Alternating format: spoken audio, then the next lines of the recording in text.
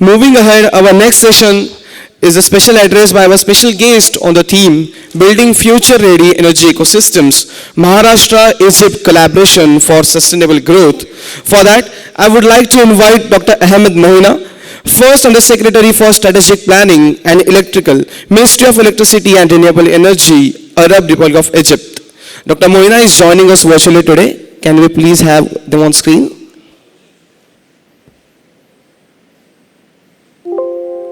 Can you hear me now? Yes, yes, sir, we can hear you. Thank you so much. You may go ahead, sir. Yes. Yes. First, I would like to welcome all of you, and I would like to avail this opportunity to assure the good relationship between Egypt and India in general, and Maharashtra in particular. We have a previous strong and good relation with India many decades ago in the many sectors, especially in the field of energy sector and electricity sector. And I think our meeting today, it is a very good opportunity for us and for me to share with you what we are doing in the field of electricity and share the experience and exchange views about that. Please, can you share the presentation, please? Yes. Can you see the slide now? Yes, sir, we can see the screen. Yes, good. Egypt started its energy transition many years ago. And also we are in the electricity sector and the energy sector, we are doing and we are working under the umbrella and also in the frame of the Egypt Vision 2030. And we have a very good target and a very ambitious target in the field of energy and electricity to maximize the efficient of various energy resources in a competitive environment manner, focusing on renewable energy. And also our integrated strategy is coherent with the sustainable development goals of the United Nations and also with the Egypt Vision 2030.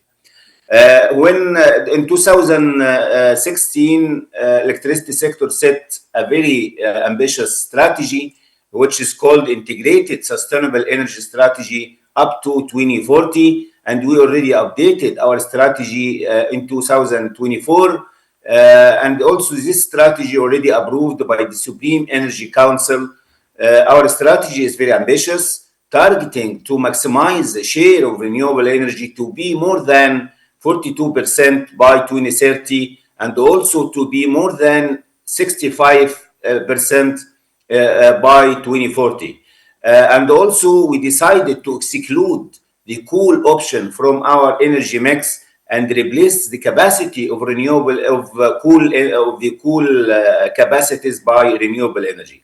Also, our strategy is including the very ambitious target regarding energy efficiency to reduce our energy consumption by 18% by 2040, according to the year or the base year of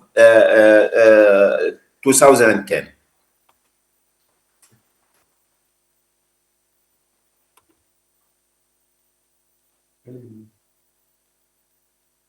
Let me now to be focused today on the Egypt targets and the Egypt achievements in the field of renewable energy, because we already set a very incentive program to encourage private sector to invest in the field of renewable energy. We already hired and set more than 42,000 kilometers square has been allocated already to establish renewable energy projects, including green hydrogen projects and also wind, solar, and all kinds of renewable energy. Also, the availability of information concerning solar atlas and wind atlas. All these information are available for all investors. Also, the government provide a guarantee of financial obligation under the long-term power purchase agreements of 25 years as a guarantee for all investors to encourage them to contract to provide renewable energy for long-term contracts. Also, the custom duties for all imported materials and equipments don't exceed 2%. Also, we decided to increase the tip height and the hub height of the wind turbine for the tip height to be 220 meters for in all lands, which is a very good opportunity to raise the amount of electricity already produced from all lands in Egypt. To contract with the private sector, we set a clear themes for contracting. We already started with feed-in tariff scheme. We implemented a lot of projects under this scheme. 32 power purchase agreements were signed in cooperation with the private sector, especially in Bombay site, by establishing 1,465 megawatt. After that, we started our program of BO project or BO scheme, which is build, own, and operate. This scheme supported us to have a very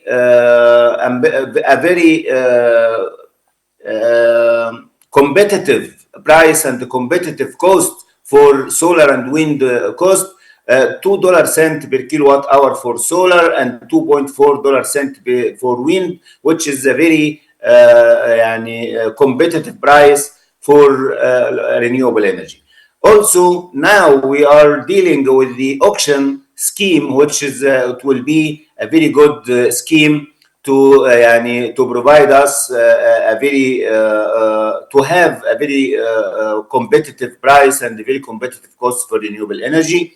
And also for EPC plus finance, we started it many years ago, but now we decided to stop all governmental projects and we will open the door to the private sector to invest in renewable energy.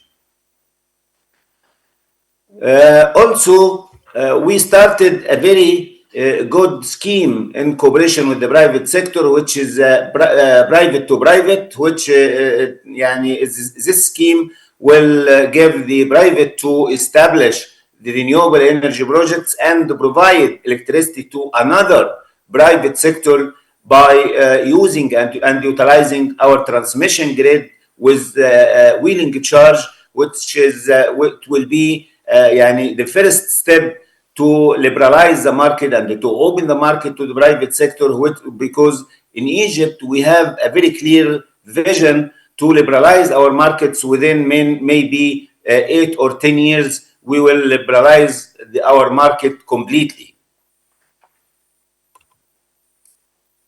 Also, for the small scale, we are doing very hard on that. In addition to the large scale, so our regulator, which is Egyptera, which is a main regulator for electricity market here in Egypt, set some programs on that.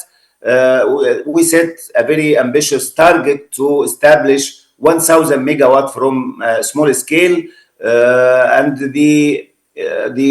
this scheme will be achieved by two parallel arms. One of them at the net metering, which is to exchange electricity between the private sector and the national grid, and the other scheme, which is the self-consumption system, to give the opportunity to the private sector to establish small scale and consume all electricity produced from this system internally with its project without any electricity exchanged with the national grid. Now the renewable energy capacities in Egypt for the we reached around 9 gigawatt from renewable energy. For wind project, more than 3,000 megawatt. For solar, around 3,000 megawatt or 2,881 megawatt. For hydro, we reached 2,982 megawatt. And I would like to mention that we already utilized and consumed all potentials on the River Nile now, but we have some small capacities, and we are going to utilize all capacities and all potential on the River Nile on that. The famous project in Egypt for solar energy, we reached to, as I mentioned before, 2,881 was implemented by New and Renewable Energy Authority, which is the governmental authority, with capacity of 260 megawatt, and the other capacities was implemented by the private sector in many sites and many locations in Kuraimat, in Bimban, in Komombo, and so on. For Bimban Solar Park, which is considered one of the famous locations and the famous projects all over the world, 1,465 megawatt located in one site, in cooperation with 32 private sector, with total investment more than $2 billion. And this project create a lot of jobs, more than 2,000 direct jobs, and more than 2,000 indirect jobs. This project is reduce our emission from CO2 emission by 2 million tons per year. The solar park in Bimban, when the World Bank award in 2019. As you see, these sites and these photos already from the location, from the sites. If you take the plane or aircraft and from the any site, you can see the site from Aswan. It seems as a lake in the desert. For wind energy, we reached more than 3,000 megawatts. We already established these projects in cooperation with the New and Renewable Energy Authority, NEREA, as I said before, which is a governmental authority, by capacity of 1,380 megawatt, and the other capacities implemented the private sector with capacity of 165 and 80 megawatt. A lot of projects already implemented in cooperation with the private sector. This location with the consortium of Toyota, Orascom, and Engie with capacity of 250 megawatt, and also with the in cooperation with L'Aquila, which is United Kingdom state, with capacity of 250 megawatt. And also, as I said before, the hydropower already utilized all locations and all sites in High Dam, Aswan Dam, Esna Barrage, Naga Hammadi, and also in Asyut Barrage. I can say that the total installed capacity of renewable energy now reached 8,000.9 megawatt, and by the end of this year we will reach more than 11 gigawatt, and by the end of 2025 we will reach more than 25 gigawatt, which is a very ambitious target and a very ambitious capacity from renewable energy. We will reach our target, we will achieve our objective, we will exceed the target of 42% by 2030, and we will achieve it 2 years ahead before 2028.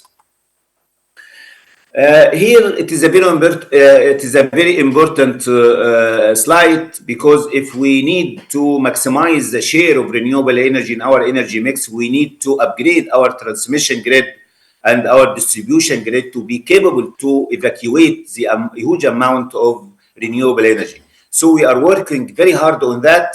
We already succeeded to add 5,610 kilometer from high tension lengths of 500 kV, and now we raise it to 180% of the existing lengths in 2014.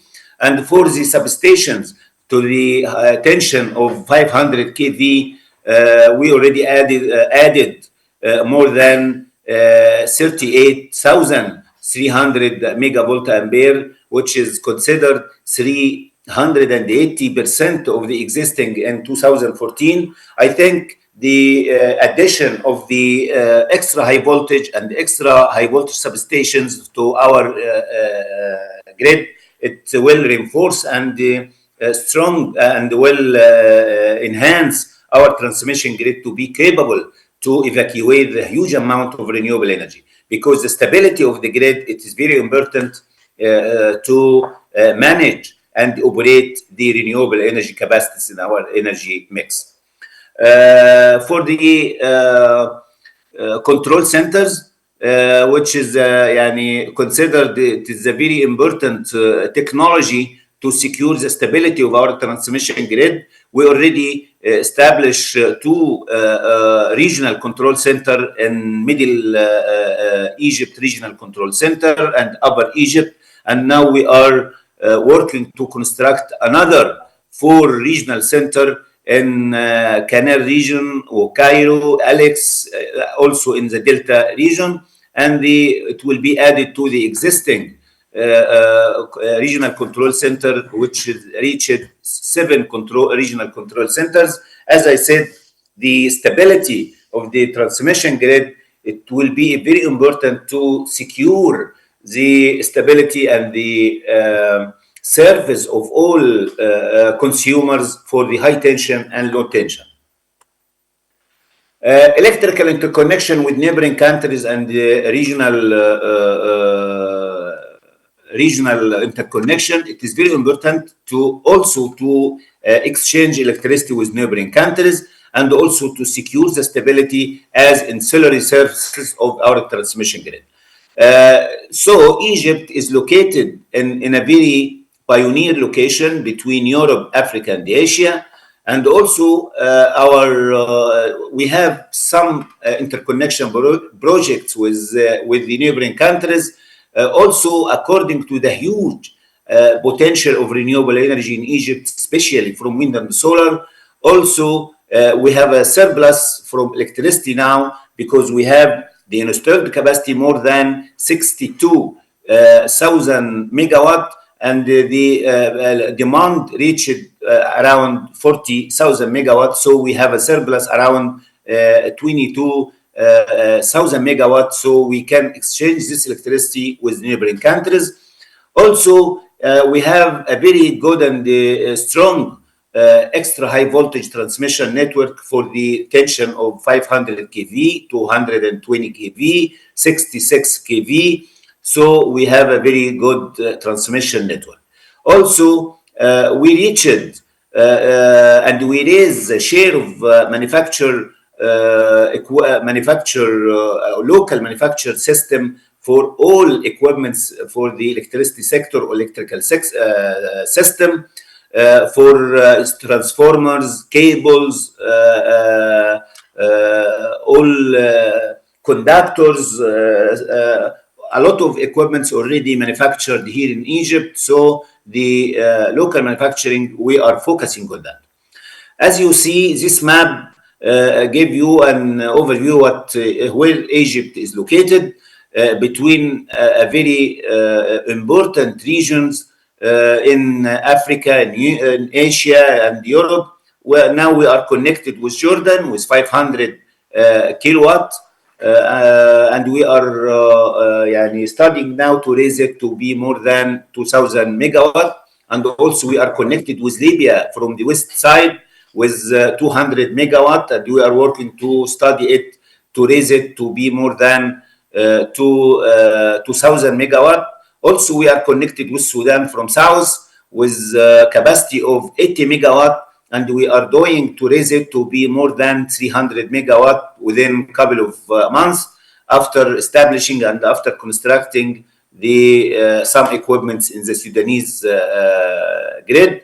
Also, we are connected and we are finalize our project with Saudi Arabia to connect with capacity, huge our amount of capacity with more than 3,000 megawatt with Saudi Arabia in two phases.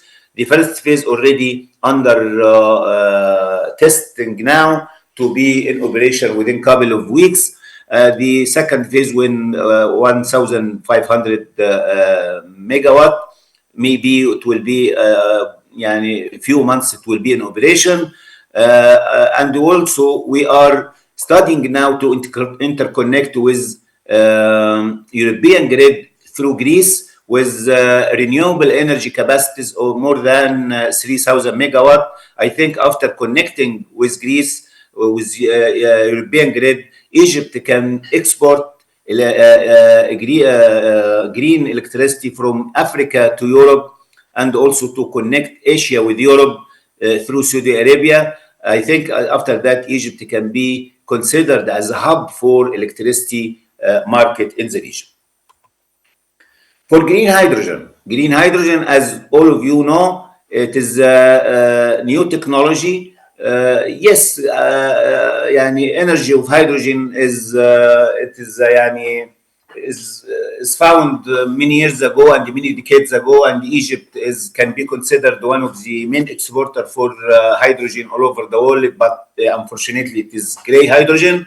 But we are working now to convert it to be green hydrogen according to the capabilities and the potential of renewable energy in Egypt. So Egypt is working very hard on that. So in February 2024, we set a very ambitious strategy for the green hydrogen, aiming to that Egypt to be one of the main exporter, one of the pioneer producers for green hydrogen all over the world, to share with 5 to 8% from the tradable market of the green hydrogen market all over the world. Egypt now is exporting fertilizers, exporting steel, aluminium, and also for cement.